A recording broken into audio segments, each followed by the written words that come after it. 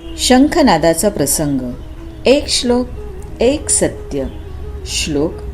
द्रुपदो द्रौपदेयाश्च सर्वशः पृथिवीपते सौभद्रश्च महाबाहु शङ्खान् दद्मु पृथक् पृथक् सघोषोधार्तराष्ट्राणां हृदयानि व्यदारयत् नभश्च पृथिवीं चैव तुमुलो व्यनुनादयन्.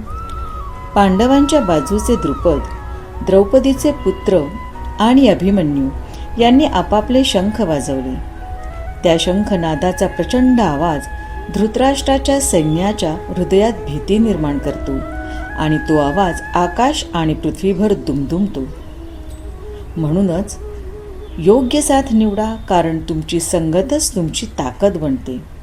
विचार बदला, जीवन बदलेल. जय श्री कृष्ण.